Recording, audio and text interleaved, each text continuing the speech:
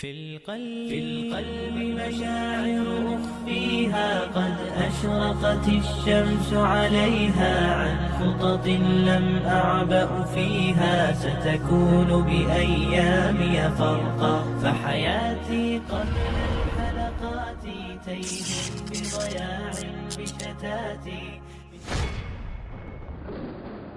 Bismillahirrahmanirrahim. Apa kabar Kofizen semuanya? Semoga kita selalu dalam lindungan Allah Subhanahu wa taala. Kofizen semuanya, sebuah negeri ketika mereka beriman dan bertakwa kepada Allah Subhanahu wa taala, maka Allah janjikan bahwa negeri itu akan dicukupi keberkahannya dari Allah Subhanahu wa taala melalui pintu langit dan melalui pintu-pintu bumi. Semuanya, meskipun kalau kita berpikir bahwa tanahnya tidak terlalu subur, tapi semuanya ada, semuanya tercukupi. Contoh, misalkan kita melihat ada negara-negara Islam yang mereka menerapkan hukum-hukum Allah Subhanahu wa taala seperti Arab Saudi. Arab Saudi meskipun tidak 100% menerapkan semua hukum Allah, tapi mereka menjalankan perintah-perintah Allah Subhanahu wa taala dan menjadikan hukum Allah sebagai landasan hukum mereka. Maka Allah Subhanahu wa taala juga menjadikan negara itu sebagai negara yang betul-betul makmur, meskipun di sana adalah tanah yang tidak seperti tanah kita. Artinya tanah di Arab Saudi adalah tanah yang mayoritasnya tanahnya adalah gersang, tanah berpasir. Tetapi segala sesuatunya ada, tetapi rakyatnya di sana makmur, tetapi semuanya ada di sana. Meskipun di sana tidak ada, misalkan tidak ada pohon apel, tapi di sana ada buah apel. Misalkan di sana tidak ada pohon ini itu, tapi semuanya ada di sana. Kenapa begitu? Karena Allah Subhanahu wa taala cukupkan. Walau anna ahlal qura amanu wattaqau la fatahna 'alaihim barakatim minas sama'i wal ardi walakin kadzdzabu fa'afatnahum bima kanu yaksibun. Jadi Allah Subhanahu wa taala telah menyampaikan kalau sebuah negeri mau beriman, bertakwa kepada Allah Subhanahu wa taala, akan Allah Subhanahu wa taala berkahi negeri itu dari langit dari bumi. Dan kebanyakan manusia itu ingkar, maka kemudian Allah Subhanahu wa taala mengazab mereka dengan azab yang sangat luar biasa pedih. Jadi sedikit-sedikit Allah Subhanahu wa taala ganti nikmat itu menjadi azab. Makanya koefisien semuanya, kalau kita berbicara tentang azab, ada satu azab yang cukup luar biasa mengerikan dan memang menjadi pelajaran bagi kita bersama, yang akhirnya tanah bekas negeri yang diazab itu sampai hari ini pun terkutuk. Itu ada dua tempat. Pertama, itu bekas kaum Lut, kaumnya Nabi Lut, yaitu kaum Sodom, yang berada di sekitar Laut Mati. Sampai saat ini Laut Matinya pun tidak bisa dimanfaatkan karena memang kandungan garamnya yang terlalu tinggi, sehingga bahkan ikan pun tidak hidup di situ. Hanya ada beberapa hewan-hewan yang mungkin bahkan nggak bisa dimakan gitu. Kemudian tanah di sekitar Laut Mati juga tidak bisa dimanfaatkan untuk hal-hal yang bersifat produktif karena memang pengaruh dari Laut Mati itu sendiri. Jadi di sekitar Laut Mati itu yang dulunya tempat kaum Sodom tinggal, sekarang menjadi tempat yang hampir tidak termanfaatkan. Kemudian yang kedua adalah Madain Soleh.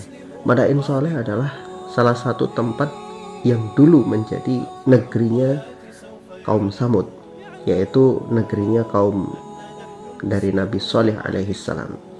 Nabi Soleh diutus oleh Allah Subhanahu wa taala kepada kaum Samud. Nah, keberadaan Madain Soleh ini berada di daerah Arab Saudi. Dan ini juga sama. Dulunya negeri ini adalah negeri yang sangat subur. Karena kita melihat kisah dari Madain Soleh, dari umatnya Nabi Soleh alaihi salam, dulu adalah negeri yang sangat luar biasa makmur. Rakyatnya adalah rakyat yang kaya raya, penghasilannya pun banyak, dan semua orangnya itu kaya raya, sehingga mereka bermaksiat kepada Allah Subhanahu wa taala disebabkan kekayaan mereka, kemakmuran mereka. Ya, kita bisa melihat bangunan-bangunan bekas-bekas sisa-sisa dari kaum Samud ini sendiri. Mereka memahat gunung, memahat batu-batu itu menjadi sebuah rumah. Kalau di situ memang dari dulu gersang, maka mereka pasti nggak akan pernah milih rumah di situ. Karena ketika satu komunitas menjadikan satu tempat sebagai tempat tinggal mereka, pastilah ada hal-hal yang menunjang. Bukan hanya sekedar rumah saja, tetapi pasti ada sumber pangan, ada sumber minum, dan ada sumber penghasilan. Nah, dulu Madain Soleh adalah negeri yang punya itu semua. Rumah-rumahnya megah karena terbuat dari gunung-gunung yang dipahat, batu-batu yang dipahat. Kemudian di sana juga ada air yang mengalir, ada pertanian yang hebat, ada sumber air yang mencukupi. Kemudian mereka juga kaya-kaya. Tapi sekarang kita melihat Madain Soleh sekarang hanyalah padang yang tidak ada tanaman sama sekali, tandus, kering, kerontang. Itu karena azab Allah Subhanahu wa taala di masa lalu. Dan pengaruh azab itu terus menerus hingga hari ini. Bahkan ketika Rasulullah Shallallahu alaihi wasallam melewati tempat ini ketika hendak perang menuju Tabuk, Rasulullah Shallallahu alaihi wasallam melarang para sahabatnya untuk menginap, untuk berlama-lama berdiam diri di Madain Soleh. Nah, Rasulullah Shallallahu alaihi wasallam melarang hal ini karena supaya kita kaum muslimin tidak menjadikan tempat ini sebagai sesuatu yang dijadikan sebagai tempat berwisata, dan wisata itu tidak menjadikan kita semakin dekat kepada Allah Subhanahu wa taala, justru hanya sekedar senang-senang. Ya, kalau orang sekarang selfie-selfie, foto-foto, sesuatu yang gak jelas, hanya sekedar cuci mata saja, tapi tidak mau mengambil pelajarannya. Maka Rasulullah Shallallahu alaihi wasallam melarang untuk berlama-lama di situ. Selain itu juga pengaruh azab dari Allah Subhanahu wa taala sampai hari ini pun masih ada. Karena apa? Karena buktinya Madain Soleh sampai hari ini masih menjadi negeri yang kering kerontang, yang tandus, tidak ada tanaman, menunjukkan bahwa pengaruh azab itu masihlah ada di situ. Nah, Kofizen semuanya, namun baru-baru ini Arab Saudi menetapkan bahwa Madain Soleh akan menjadi satu tempat wisata. Sebetulnya keputusan Arab Saudi tidak 100% salah, juga tidak 100% benar. Tergantung kepada kita yang mau melihat ke sana. Kita mau mengunjungi Madain Soleh itu untuk apa? Untuk selfie-selfie kah? Untuk supaya eksistensinya kita itu semakin tinggi dengan berfoto-foto di sana, hanya untuk jalan-jalan saja atau beli souvenir saja, maka dari awal niat kita di sini sudah salah. Tapi kalau kita ke sana mempelajari, melihat bagaimana dulu Allah Subhanahu wa taala mengazab mereka, melihat kekuasaan Allah Subhanahu wa taala menghancurkan suatu negeri, maka itu tidak masalah. Karena di dalam ayatnya Allah Subhanahu wa taala firmankan, fasiru fil ardi fangzuru kaifa kana aqibatul mukadzibin. Maka berjalanlah kalian di atas muka bumi dan lihatlah akibat dari orang-orang yang mendustakan ayat-ayat Allah Subhanahu wa taala. Jadi di dalam Al-Qur'an aja sendiri ada perintah untuk kita melihat, berjalan di atas bumi, melihat negeri-negeri yang dulu Allah Subhanahu wa taala hancurkan. Seperti apa akibat, seperti apa dampak dari mereka itu kufur terhadap ayat-ayat Allah Subhanahu wa taala. Nah, jadi pada dasarnya memang seperti itu. Kembali kepada niat masing-masing. Apakah kita mengunjungi tempat itu hanya untuk bersenang-senang, atau kita mengunjungi tempat itu untuk bertadabbur, melihat keagungan Allah Subhanahu wa taala, melihat kekuasaan Allah Subhanahu wa taala? Kembali kepada kita masing-masing. Nah, Kofizen semuanya, itu juga sama seperti dulu Rasulullah Shallallahu alaihi wasallam pernah mengharamkan para sahabatnya untuk ziyaratul kubur. Makanya kan ada sebuah hadis disebutkan, kuntu nahaitu an ziyaratil kubur fazuruhu. Jadi hadis Rasulullah Shallallahu alaihi wasallam itu disebutkan, dulu aku melarang kalian untuk ziarah kubur, maka sekarang berziarahlah, gitu. Jadi Rasulullah dulu pernah melarang ziarah kubur. Kenapa? Karena Rasulullah khawatir ziarah kubur itu dijadikan sebagai ajang manusia untuk menyembah kuburan seperti umat-umat terdahulu.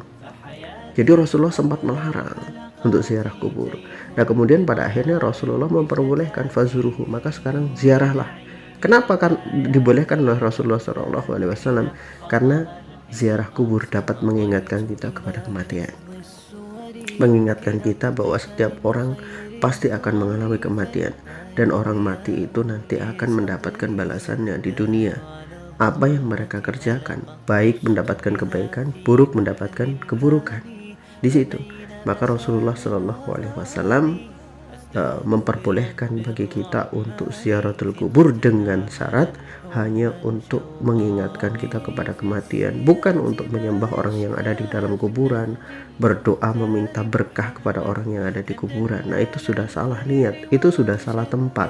Karena berdoa hanya kepada Allah Subhanahu wa taala. Kita beribadah kepada Allah Subhanahu wa taala tanpa perlu perantara apapun. Yang jadi perantara ya amal ibadah kita sendiri, bukan orang yang sudah meninggal. Jadi kalau kita meminta apapun kepada Allah Subhanahu wa taala, maka kita hanya perlu meminta langsung kepada Allah Subhanahu wa taala, tidak perlu menggunakan orang yang sudah meninggal sebagai perantara. Cukup kita langsung kepada Allah Subhanahu wa taala, meminta ampun, meminta rezeki, meminta berkah, semuanya dari Allah Subhanahu wa taala langsung. Sebagaimana kita juga sholat, ketika sholat kita langsung menghadap Allah Subhanahu wa taala, seolah-olah kita melihat Allah di depan kita. Kalau kita nggak bisa melihat Allah di depan kita, maka sesungguhnya Allah melihat kita. Begitu saja. Nah, Coffeezen semuanya, itulah kisah dari negeri-negeri yang memang azabnya sampai hari ini masih ada. Sisa dari beratnya azab itu sampai hari ini masih ada. Dulu itu adalah negeri yang luar biasa makmur, negeri yang luar biasa subur. Sekarang menjadi negeri yang tidak bisa dimanfaatkan, hanya tinggal puing-puing yang tidak bisa menghasilkan apapun kecuali hanya sebuah kenangan tentang penderitaan orang-orang yang mendapatkan azab itu sendiri. Wallahu a'lam bishawab. Semoga bermanfaat.